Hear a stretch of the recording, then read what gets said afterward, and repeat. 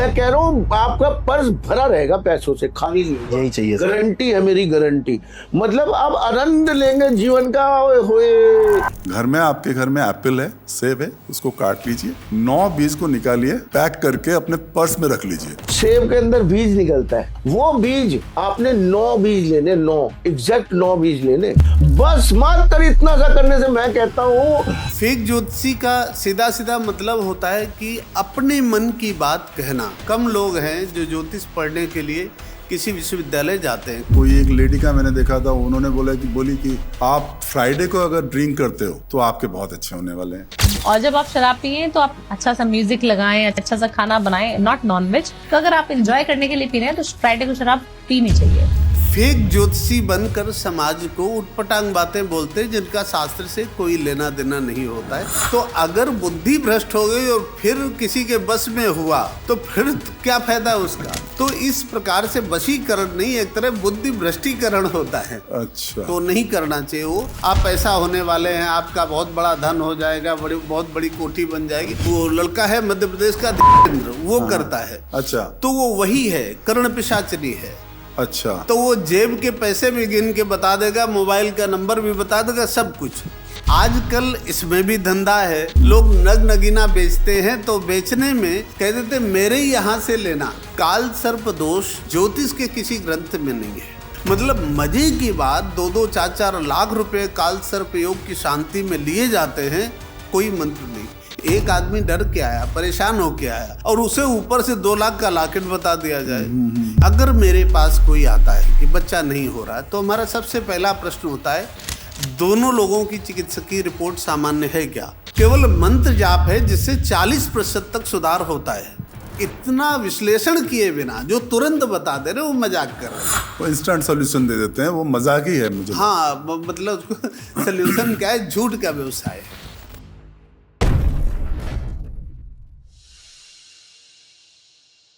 नमस्कार, मैं हूं देवू मिश्रा और आप देख रहे हैं ज्ञान जंक्शन, जहां हर मोड़ पर मिलता है एक नया ज्ञान। आजकल एस्ट्रोलॉजी के नाम पर रत्न बिकता है, डर बिकता है और कुछ एश्योरेंस भी बिकता है। तो रियल एस्ट्रोलॉजी क्या है और रियल एस्ट्रोलॉजी क्या है, आज का पॉडकास्ट उसी के ऊपर है।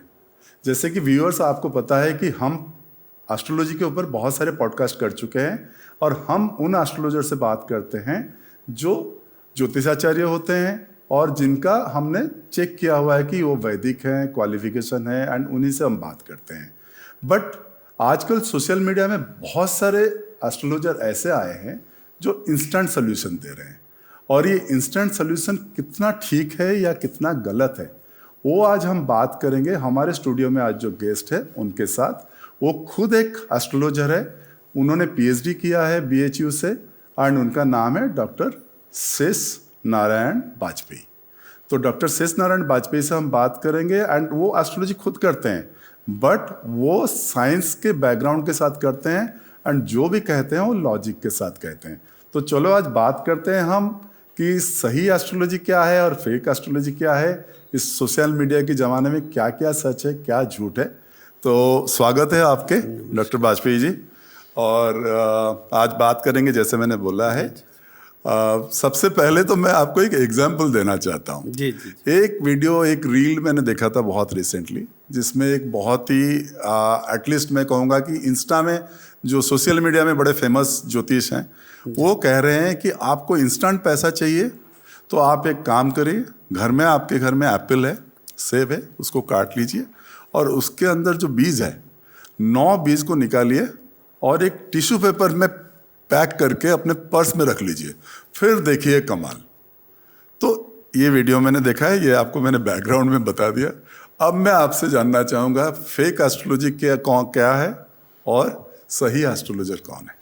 जी, ज्योतिष का आशय ये है कि जिसमें ग्रहों की परिचर्चा की जाए, क्योंकि ज्योति ग्रहों से ही संबंधित है और ग्रहों का ही पूजन किया जाता, ग्रहों के ही रत्न धारण किए जाते। लेकिन जो इस प्रकार के उपाय होते हैं कि सेब काट के रख लो या कोयला उठा के फेंक दो या हल्दी रख लो, इनकी चर्चा ज्योतिष शास्त्र में कहीं नहीं है। अच्छा। फेक ज्योतिषी का सीधा सीधा मतलब होता है कि अपने मन की बात कहना, जो चीज़ शास्त्र में नहीं है। ज्योतिष की बहुत बड़ी विडंबना है कि बहुत कम लोग हैं जो ज्योतिष पढ़ने के लिए किसी विश्वविद्यालय जाते हैं। कोई माता पिता अपने बच्चे को ज्योतिष पढ़ाने के लिए भेजता नहीं है। हाँ। जब तक उसके पास थोड़ा भी ज्ञान अर्जन करने की क्षमता होती तो सोचता है बीए कर ले, एमए कर ले, भले बेरोजगार रहे, ज्योतिष ना पढ़े। और जब वो बेरोजगार हो जाता है तो उसे लगता है चल ज्योतिषे पढ़ के रोजगार धारण कर लेते हैं। अच्छा। तो ऐसे लोग फेक ज्योतिषी बनकर समाज को उटपटांग बातें बोलते हैं जिनका शास्त्र से कोई लेना देना नहीं होता है, और ऐसी बातों से यूट्यूब पूरा भरा हुआ है। और इसके लिए यदि उनसे प्रमाण पूछो कि कहाँ लिखा है, तो ज्योतिष के किसी ग्रंथ का नाम ना बता को कहते हैं लाल किताब में लिखा है। अच्छा। लाल किताब का ज्योतिष से कोई लेना देना नहीं है। बीच में एक सुना था काली किताब भी आई कोई, तो इसका ज्योतिष से कोई लेना देना नहीं है। इस प्रकार की जो बातें और लेना देना नहीं है, ये मैं ही नहीं कह रहा हूँ। जो भारत सरकार ने संस्कृत विश्वविद्यालय बनाए जहाँ ज्योतिष के डिपार्टमेंट हैं, उनमें ज्योतिष का जो सरकार के द्वारा पाठ्यक्रम निर्धारित किया गया है उसमें लाल किताब, काली किताब ऐसी चीज़ों का ना कहीं उद्धरण है, ना पाठ्यक्रम में सम्मिलित हैं, और ना इस प्रकार के उपाय। अच्छा। कि सेब काट के और उसके दाने इकट्ठा कर लो, या ये चीज़ उठा करके और काले कपड़े में बांध के फेंक दो या जमुना में प्रवाहित कर दो, ऐसा कहीं नहीं है। अच्छा। तो ये काल्पनिक व्यवस्था है और लोग ऐसा कर देते। जैसे ऐसे मैंने और भी आपको एग्जाम्पल दे सकता हूँ कि भाई कोई एक लेडी का मैंने देखा था, उन्होंने बोली कि आप फ्राइडे को अगर ड्रिंक करते हो तो आपके बहुत अच्छे होने वाले हैं। एक लेडी है, कोई एक नंबर है जैसे कि वो 36226668, उनका कहना था कि इस नंबर को आप याद कर लो और अगर आप 45 बार मन के अंदर इसको बोलते रहोगे, जैसे मैनिफेस्टेशन आजकल का एक मतलब वर्ड हो गया है, जी। 45 बार अगर उसको आप उस मन में सोचो तो आप जिसके बारे में सोचे हो उसका फ़ोन आपके पास आने लग जाएगा। इस तरह की जो भ्रम, मैं तो कहता हूँ भ्रम, आपको बताना है कि भ्रम है कि सच है, तो ये क्या जायज़ है? और इस तरह से करके ये कॉमन जो लेमैन है उनको ये क्या मिसलीड नहीं कर रहे हैं? वो ये दिखाते हैं कि हम वशीकरण बता रहे हैं कि इस तरीके से किया जा सकता है। अच्छा। वशीकरण स्वयं में भ्रमात्मक है। बस में किसी को किया नहीं जा सकता। यदि किया जा सकता होता तो कई हमारे विदेशी राजनयिक ऐसे आते हैं, उनको बस में करके अपनी मनमानी बात करवा ली जाती। बिल्कुल। तो उस प्रकार का कहीं कुछ है नहीं। हमारे शास्त्र में वशीकरण की चर्चा है, वो भी हम स्पष्ट कर देना चाहते हैं। कुछ इस प्रकार के लोगों ने कुछ महिलाओं को या पुरुषों को समझाया कि ये चीज़ अगर अपने पति को इस दिन खिला दो या पत्नी को खिला दो तो बस में हो जाएगा। मैं आपके माध्यम से समाज को कहना चाहता हूँ, बस में कोई नहीं होता। जिसे वो चीज़ें खिलाई जाती हैं उसकी बुद्धि भ्रष्ट हो जाती है, वो पशुवत आचरण करने लगता है। अच्छा। तो अगर बुद्धि भ्रष्ट हो गई और फिर किसी के बस में हुआ तो फिर क्या फायदा उसका? तो इसलिए वशीकरण का अर्थ, अब जैसे छोटी बात है कि बाल जला के और खिला देना उसे, उसका एक पर्टिकुलर मुहूर्त होता है और कुछ सामग्री होती है। हम बता इसलिए नहीं रहे, दुरुपयोग हो सकता है उसका। या शमशान में जो शव है उसकी हड्डी है, उसका चूर्ण, कुछ पत्ते होते हैं जिनमें रख के खिलाना होता है। तो बोले बस में हो जाएगा, बस में नहीं होता, वो पचा नहीं पाएगा तो बुद्धि भ्रष्ट हो जाती। फिर जैसा वो कहेगा, जो बस में करना चाहता वैसा वो करने लगेगा। तो इस प्रकार से वशीकरण नहीं, एक तरह बुद्धि भ्रष्टीकरण होता है। अच्छा। तो नहीं करना चाहिए वो। और जो भी महिला या पुरुष इस प्रकार की अफवाहें फैलाते हैं वो इन बातों को प्रूफ नहीं कर सकते। अगर वो चाहें तो किसी मंच पर वो खुद लिख दें, या मैंने पिछले किसी वीडियो में बोला था ऐसा कि वो जो लिखने को कहती हैं मैं वो सब उन्हीं के नाम से लिख देता हूँ। अच्छा। वो आ जाए, दूसरे की तो बात छोड़िए, उनके नाम में उन्हीं के नाम से लिख देता हूँ, वही आके आ जाएंगे, तुम समझ जाएंगे इनकी बात सही है। अच्छा। तो फिर सही ज्योतिषी क्या है? मतलब ज्योतिषी तो है एंड उसके ऊपर लोग डिपेंड भी करते हैं, जाते हैं, तो सही ज्योतिषी क्या है, जो आपके हिसाब से सही ज्योतिषी क्या है? जी, फिर सही- आगे मैं जाऊंगा। और जी। सही ज्योतिषी की परिभाषाएं दो है। एक तो जैसे डॉक्टर का परीक्षण किया जाता है वैसे ही ज्योतिषी का किया जाना चाहिए कि इसने ज्योतिष में पढ़ा क्या है, किस विश्वविद्यालय से पढ़ा है, डिग्री क्या है और उस विश्वविद्यालय की मान्यता क्या है। एक प्रक्रिया तो वो रही। बिल्कुल। और दूसरा कि जो ज्योतिष है, प्रत्यक्षम ज्योतिषम ज्ञानम चंद्रार्को यस्य साक्षिणो। दूसरी रास्ता ये है कि कोई क्या बोलता है उस पर ना जा करके उसे कुंडली दे करके और उससे अपने बीते जीवन की कोई 3 बातें पूछ ली जाएं।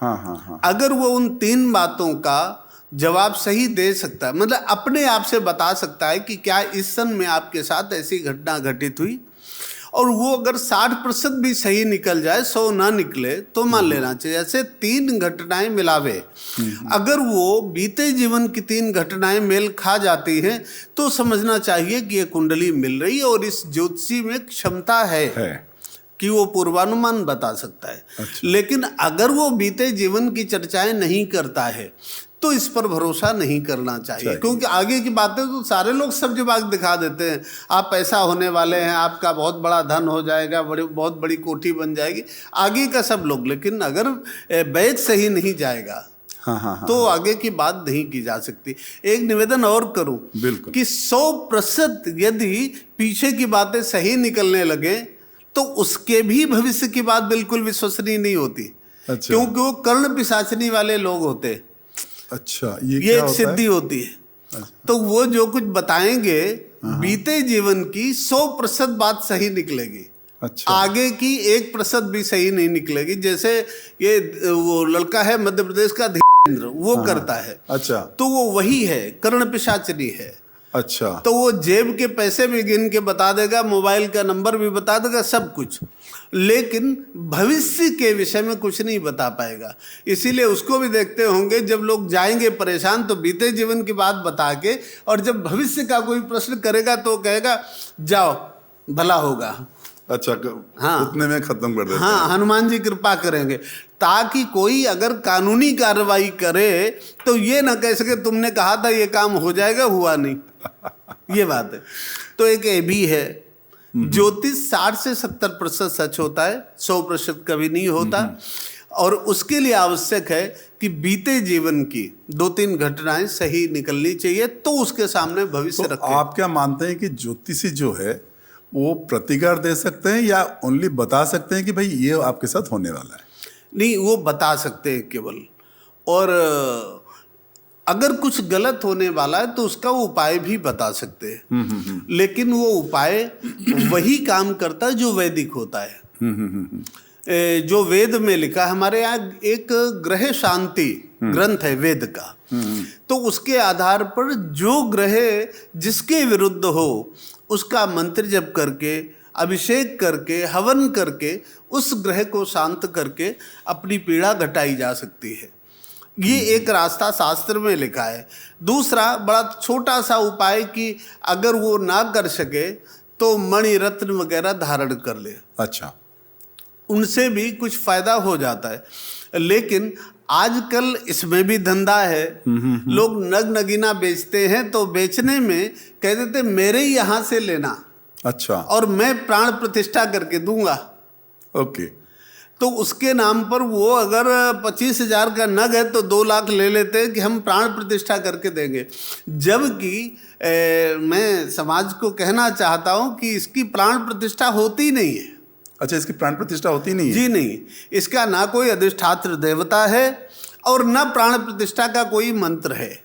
अच्छा। वो केवल भय भर के, यानी भय दोहन है एक प्रकार का, कि जो आप बाजार से लोगे अगर नग तो उतना फायदा नहीं होगा, मुझसे लोगे फायदा होगा।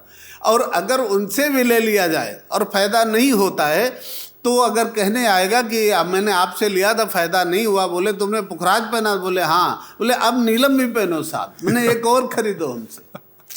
तो ये व्यावसायिकता है। आपको भी पता है कि जो पुराने ज्योतिषी रहे विरक्त थे, उनको कभी भी समाज के लिए चाटुकारिता की बात नहीं करते थे, दो टूक कह देते तुम्हें ऐसा करना पड़ेगा, ऐसा करो। तहाँ वो समाज के लिए अभिभावक की भूमिका निभाया करते थे। वो होना चाहिए। हाँ बिल्कुल। पर आजकल यही होता है कि जब आप जाते हैं तो वो कहते हैं कि भाई आप में काल सर्प दोष है या आप में आपकी शनि भारी है, तो सुनते ही जो आदमी गया वो प्रेशर में आ ही जाता है जी। तो इमीडिएटली ट्रीटमेंट ढूंढता है। तो यही होता है जो जी।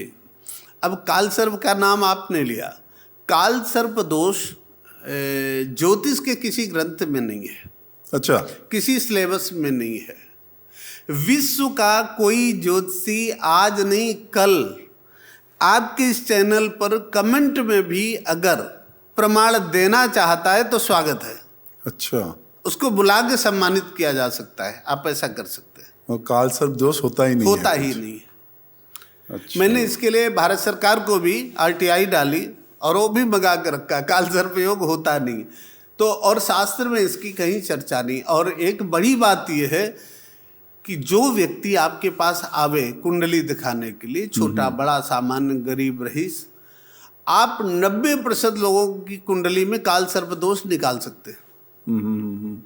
मतलब अगर उसके पास मान लो बहुत संपन्न आदमी, इसका मतलब भाग्यवान तो है, आज कोई केस पड़ गया, कोई प्लस माइनस बात हो गई तो घबरा के आ गया, अब पैसा उसके पास है, एक समस्या आई है तो उसका दोहन करने के लिए उसे काल सर्प फिट करना कुछ तो करना ही है। तो बोले शंख नाम का काल सर्प योग है तुम्हारे में। अच्छा। और चूंकि सामने वाला आज थोड़ी समस्या में फंसा है तो निकलना चाहता, तो बोला शांति जो होती हो कर दो। उन्होंने शांति कर दी, जबकि ऐसा ना कोई काल सर्प योग है और ना शांति। हमारे यहाँ बहुत पंडित आते तो वो बोलेंगे कि हम काल सर्प की शांति करें, तो मैं उनको पूछूंगा कौन सा मंत्र पढ़ते हो। अच्छा, कौन से मंत्र पढ़ते हैं? हाँ, है कहाँ मंत्र? कहते थोड़ा सा राहु का पढ़ देते, थोड़ा केतु का, थोड़ा मृत्युंजय अभिषेक वगैरह कर देते। मतलब मजे की बात, 2-2, 4-4 लाख रुपए काल सर्प योग की शांति में लिए जाते हैं, कोई मंत्र नहीं। इसके यंत्र भी कुछ लोगों ने बनवा डाले, काल सर्प दोष शांति यंत्र अपने घर रखो। अच्छा जी, आज भी काशी में हमारे विद्वान हैं, वैदिक उपाय से हाँ बताते हैं, वैदिक उपाय बताएंगे। और अगर सामने वाला नहीं कर पाता है तो उसे हनुमान चालीसा, दुर्गा चालीसा, इस तरह की चीज़ें, कुछ मंत्र बोल देंगे ताकि वो कर सके। हाँ, कुछ चीज़ें जैसे कहा मांसाहार नहीं करोगे, मतलब वो चीज़ होगी जो वो खुद कर सकता हो। हाँ हाँ हाँ। तो इस तरीके से आदमी कर भी सकता है आगे। वो एक आदमी डर के आया, परेशान होके आया और उसे ऊपर से 2 लाख का लॉकेट बता दिया जाए, ये धर्म के लिए आत्मीय भावना से किया गया प्रयास तो नहीं है समाज के लिए।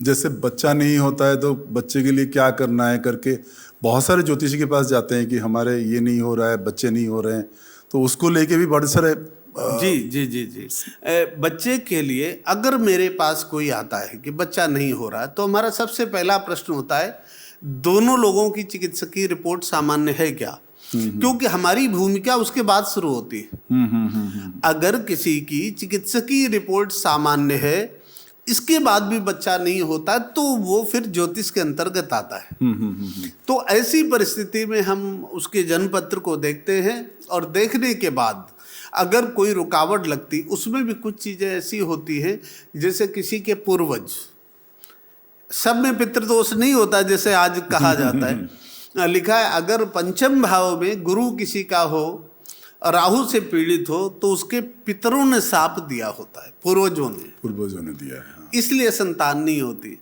किसी जैसे संतान में राहु बैठा हो तो कह दिया गया सप्तो पंचमस्तो यदा राहु सर्प शापात सुतक क्षयः।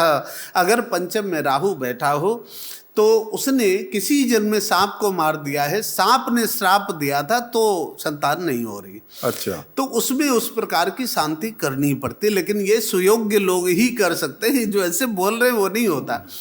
तो इस प्रकार से देखना होता है कि सामने वाले को संतान ना होने का क्या कारण है। कई बार ग्रह ही कारण होते हैं, कई बार कुछ साप कारण होते हैं, जैसे ये भी बताया सर्प साप ऐसे। कई बार कोई कारण नहीं होता, उन लोगों की अपनी गलतियां कारण होती हैं। आजकल 30-35 साल में विवाह हो रहा है। मान लीजिए 35 साल में विवाह हुआ है, 32 साल में हुआ, तो लोग ऐसा समझते हैं कि अब तुरंत संतान होनी चाहिए, क्योंकि 40-42 के पहले पहले हो जानी चाहिए। समस्या ये होती है कि 35 में विवाह हुआ, और ये बड़ी बात बोलो, ज्योतिष विज्ञान की बात है कि विवाह और संतान जब अच्छा समय आता है तभी होता है। हाँ। और अच्छा समय 3 साल से ज़्यादा एक साथ रहता नहीं है। अच्छा, ओके। अच्छा फिर बुरा, फिर अच्छा अच्छा, फिर बुरा, ऐसे होता है। अगर किसी का विवाह अभी 3 साल का अच्छा समय आया और इसमें विवाह हो गया, अब विवाह होने के बाद उन्होंने निश्चय कर लिया कि हम अभी 2 साल तक बच्चा नहीं करेंगे। इसके लिए उन्होंने तमाम औषधीय उपकरण ग्रहण किए कि बच्चा ना हो 3 वर्ष तक। अब 3 साल तक बच्चा नहीं हो और 33 में उनकी शादी हुई, तो 36 की उम्र तक तो उन्होंने दवा ली कि बच्चा ना हो, और 36 से 39 तक वो समय आ गया जब उन्हें बच्चा नहीं हो सकता, हो ही नहीं सकता। अब 3 साल में उनके घर वाले बार बार कह रहे हैं नहीं यार बच्चा तो होना चाहिए, डॉक्टर से मिलो इसको और ऐसे करो। अब वो 3 साल में पागल हो गए होते, गलती कुछ होती नहीं। दूसरा, संतान विषय पति और पत्नी दोनों का होता है। कई बार जब पति का समय संतान होने योग्य आता है तब पत्नी का नहीं होता, जब पत्नी का आता है तो पति का नहीं होता। अच्छा। इसलिए संतान नहीं हो रही होती। वहां कोई दोष नहीं होता है, ये एक समय का संयोग है। अच्छा। ऐसे समय भी ये ज्योतिषी तरह तरह के लॉकेट पहना देते जबकि उसमें किसी की गलती नहीं है। अच्छा, कोई दोष नहीं है, आगे पीछे समय आ रहा। तो जो सुयोग्य ज्योतिषी हैं वो ऐसे समय प्रत्यंतर दशा का सहारा लेते हैं और दोनों की दशाएं मिला देते हैं। जो 4 महीने 3 महीने के समय आता है उस समय उनको कुछ उपाय बता देते हैं और उन उपायों से उस समय संतान की व्यवस्था बन जाती है, अगर वो उपाय किए जाते हैं तो। और नहीं तो 3 साल बाद तो बनी जाएगी। लेकिन अब चूंकि वो रिस्क इतनी ले चुके हैं कि 37 साल की उम्र तक तो उन्होंने खुद बच्चा नहीं किया, पहले विवाह नहीं किया फिर बच्चा नहीं किया, अब वो चाहते तुरंत हो जाए। तो ऐसा नहीं। समाज देखिए कि ऋतु के आए बिना वृक्ष भी फल नहीं देते। बिल्कुल। इसी प्रकार से समय आए बिना संतान नहीं होती। तो ज्योतिषी का मेन काम होता है कि किसी भी दंपति का संतान योग्य समय खोजना, कब संतान होगी। आजकल जो उपायों की भरमार है, झाड़ा लगवाओ तो हो जाएगा, तुलसी दान कर दो तो हो जाएगा, ऐसा नहीं। उपायों का इतना बड़ा प्रभाव नहीं होता। कि जितने भी उपाय हैं सब 20 से 30% तक, 20% ही कवर कर सकते हैं। केवल मंत्र जाप है जिससे 40% तक सुधार होता है। तो इसलिए उपायों के बल पर किसी को संतान हो जाएगी ये संभव नहीं है। बिल्कुल नहीं है। ये थोड़ा सा सहारा दे सकता है, बाकी तो समय चाहिए। जब संतान योग्य समय आएगा उपाय भी तभी काम करते हैं। हाँ जी ठीक है। एक मैं और एक क्वेश्चन पे आऊँगा जो सोशल मीडिया में आजकल बहुत ज़्यादा है, ऑनलाइन का ज़माना है। जी। तो आजकल ऑनलाइन में बहुत सारे एस्ट्रो के ऊपर एप्स बिकने लग गए हैं या वेबसाइट बने हुए हैं जिस पे क्विक सोल्यूशन देते हैं। जी। तो ज़्यादातर जो यंग बच्चे हैं या लोग हैं वो सब जाते हैं वहाँ पे, अपना नंबर पैसा दे दिया और ना date of birth, time of birth और प्लेस ऑफ बर्थ डालते ही वो 1 सेकंड या 5 सेकंड के अंदर आपको दे देते हैं पूरा रिजल्ट कि आपका ये है वो है, आपका हो जाएगा नहीं हो जाएगा, जो भी है फटाक से बता देते हैं। तो आपको क्या लगता है ये ज्योतिषी का इतना फास्ट है और ऐसा है कि इतने जल्दी आप बता सकते हो सब कुछ? नहीं, संभव नहीं है। एक कुंडली देखने और बनाने में कई बार 8-8, 10-10 दिन का टाइम लग जाता है। अब आश्चर्य की बात है किसी को संतान नहीं हो रही और देखना है तो पहली बात तो कुंडली बनानी पूरी डिटेल, और हाथ से बनाने में कंप्यूटर से बनाने में अंतर होता है। कंप्यूटर की एक्यूरेट नहीं होती। हाथ से बनाने में एक कुंडली बनाने में 3-4 दिन लग जाता, 2-4 घंटे काम करे। दोनों बनाई गई। इसके बाद अब उनका जीवन मिलाया जा रहा है। मान लो 30 साल की उम्र हो गई तो मिलाया जा रहा है कि इसको इस साल कोई रोग होना चाहिए था, चोट लगनी चाहिए थी। ये सच है कि नहीं है? हाँ। अब अगर वो मिल गया ठीक, नहीं मिला तो समय घटा बढ़ा के पहले तो समय बदल के और उसको उस जगह फिट करना होता है। जिस साल इसे चोट लगी थी उस साल चोट वाली दशा आनी चाहिए। क्योंकि आजकल अस्पतालों में बच्चों का जन्म होता है, कई बार सिजेरियन केस होते हैं तो जो डॉक्टर होते हैं वो सबसे पहले अपना केस देखते हैं। अगर ब्लीडिंग बढ़ गई तो 20-20, 25-25 मिनट तो उसको कंट्रोल करने में लगा देते हैं। और जब केस पूरा कवर हो जाता है तब कहते हैं बता दो कि बच्चा हो गया है। तो अंदर से नर्स बताती, तब तक 25 मिनट बीत चुके होते हैं। तो अब घर वाले तुरंत एकदम एक एक सेकेंड टाइम नोट करते हैं। लेकिन अब 25 मिनट तो बीत गए ना बीच में। बिल्कुल। तो इसलिए वो समय मिलाने के लिए हमें बीते जीवन की कुछ घटनाएं और शरीर के चिन्ह मिलाने पड़ते हैं। जब वो मिले, दोनों का ये काम करना होता है। फिर उसकी कुछ घटनाएं ऐसी होती हैं कि मान लो संतान का प्रश्न है कि पिछले 3 साल पहले ये 6 महीने समय आया था, उसमें संतान की कोई स्थिति बनी नहीं क्या? क्योंकि देखना होता है जो कुंडली हमने फिट की वो सही घटित हो रही कि नहीं हो रही। बिल्कुल। तो अगर वो कह रहा हाँ कुछ स्थिति बनी थी लेकिन वो आगे नहीं बढ़ी, इसका मतलब हमने जो बनाया वो सही घटित हुआ। अब हम उसके आधार पर आगे की बात करते हैं कि इस समय ऐसा ऐसा हो सकता है, तो उससे संतान संभव है, संतान या किसी विषय पर। लेकिन कुंडली का इतना विश्लेषण किए बिना जो तुरंत बता दे रहे वो मजाक कर रहे हैं, वो इंस्टेंट सॉल्यूशन दे देते हैं, वो मजाक ही है मुझे। हाँ, मतलब उसको सॉल्यूशन क्या है, झूठ का व्यवसाय है, ये कह सकते हैं। बिल्कुल। हाँ, कई लोग ऐसे हैं, कई वेबसाइट मैंने भी सुना, कुछ लड़के मेरे पास आते हैं जो ज्योतिष नहीं जानते लेकिन वो भविष्य बताते हैं उनमें, तो उनमें ऐसा मिनट के हिसाब से कुछ सेट होता है। तो लड़के बोलते हैं उनको ये जो इस प्रकार की वेबसाइट है उन्होंने उनके नाम बदल रखे हैं। अच्छा। हाँ, नाम बदल दिए हैं कि जैसे किसी का अवधेश नाम है तो उसका राहुल रख दिया। अब वो जितना चाहे झूठ बोले। अच्छा। और उसको कहा जाता है कि सामने वाला मान लो फोन काटना चाहे, उस समय कोई ऐसी भयावनी डरावनी बात बोल दो कि वो काट ना पाए, बढ़ाता चला जाए तो उससे पैसे आते चले। इस प्रकार का धंधा चल रहा है और खूब है। तो बिफोर मैं इस पॉडकास्ट को एंड करूं, आपसे फाइनली मैं चाहूँगा कि आप अपने हमारे व्यूअर्स को बताइए कि व्यूअर्स किस चीज़ पे सजाग रहें। और जब वो ज्योतिषी एक शास्त्र है, एक साइंस है, पर व्यूअर्स कहाँ जाए और किस तरह से अपने आप को सही रास्ते पे जाएं। जी, उचित तो ये है कि अच्छा ज्योतिषी खोज ले। उसके लिए अपने यहाँ 16 विश्वविद्यालय हैं, उनके ज्योतिष डिपार्टमेंट हैं। अगर नहीं जा सकते तो पत्र व्यवहार कर सकते हैं, वहाँ से जानकारी ले सकते हैं, जो उनकी आवश्यक शुल्क हो वो देख सकते हैं। वहाँ वहम नहीं होगा और सही दिशा बताई जाएगी। और यदि ऐसा नहीं कर सकते, उन्हें लगता है कि कोई उनके आसपास ऐसा ज्योतिषी है जिस पर उनका भरोसा और वो सही बताता है, तो उससे वही प्रक्रिया अपनावें कि कुंडली दिखावें और बीते जीवन की कुछ बात अगर वो बताते हैं और सही होती तो उनकी बात पर भरोसा करना चाहिए। नहीं होता है तो आजकल एक बहुत बड़ी बीमारी है, जो व्यक्ति आता है वो कहता है हमारे रिश्ते में एक ज्योतिष करते हैं, वो शौकिया करते हैं। मतलब कोई सब्जेक्ट शौक से पढ़ा जा सकता है क्या? ये भी एक बात है। हाँ, कई और इस क्षेत्र में बड़े सारे लोग बोले जूता घुमा के बता देते हैं और वो नारियल सूंघ के बता देते। मतलब इतने ज़्यादा आडंबर हैं। एक बार एक टीवी चैनल पर मैं बैठा था तो वहाँ कुछ महिलाएं गई, वो कुछ बर्तन ले गई थी, वो ऐसे ऐसे रगड़ रही थी, वो जैसी आवाज़ कर रही थी उस हिसाब से भाग्य बता रही थी।